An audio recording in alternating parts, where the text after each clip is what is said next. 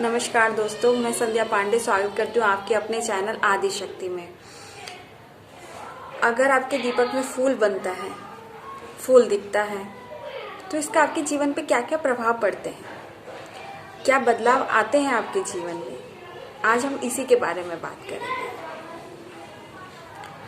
आज का विषय थोड़ा निराला है।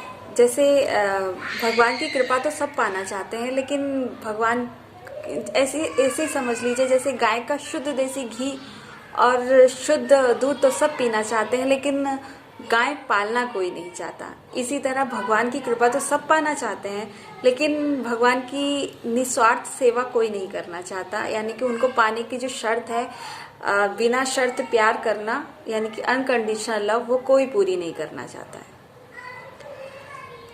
तो जब आप किसी से निस्वार्थ भाव से जिसकी सेवा करेंगे तो वो तो डेफिनेट है ना कि वो आप पर कृपा ही करेगा। ऐसी भगवान की बनाई इस प्रगति में जब आप लोगों की मदद करेंगे, उनका साथ देंगे, उनके निमित्त सेवा भाव करेंगे, तो भगवान तो जरूर आप पर प्रसन्न होंगे। दीपक में फूल लगना कोई बहुत आसान नहीं है, लेकिन नामुमकिन भी नहीं है आपके लिए। बस इसके लिए एक ही शर्त है कि आपकी आत्मा का परमात्मा में एकाकार होना। इसके लिए इसके कुछ थोड़े मैं पहले दिया लगाने के नियम बता देती हूँ आपको कि एक तो आपका जो दिया है वो साफ सुथरा होना चाहिए, और उसमें आप रोज दिया लगाते हो, आपके घर में नियमित रूप से पूजा पाठ होता हो, और आप ईश्वर को पूर्ण रूप से समर्पित हो, आप भगवान को अपने आप को सरेंडर कर चुके हो, तो आपको ये दीपक में फूल ज़रूर दिखेगा। मैं भी अपने घर में दीपक लगाती हूँ और काफ़ी सालों से लगा रही हूँ, तो अब जाकर मुझे ये फूल दिखता है।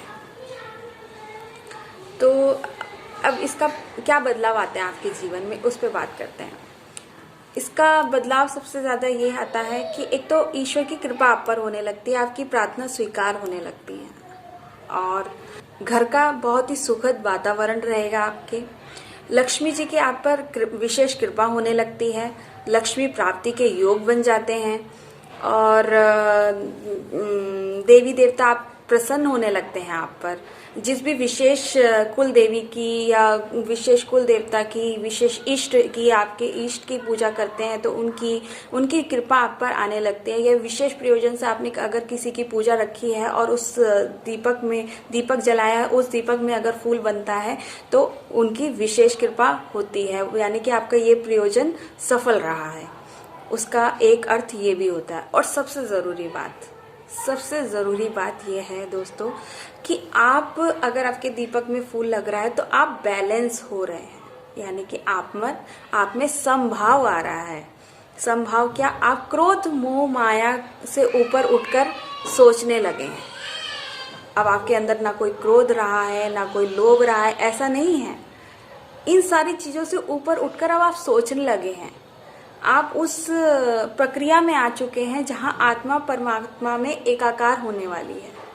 मैंने ये नहीं कहा कि वो एकाकार हो गई है, वो एकाकार होने की प्रक्रिया में है अभी।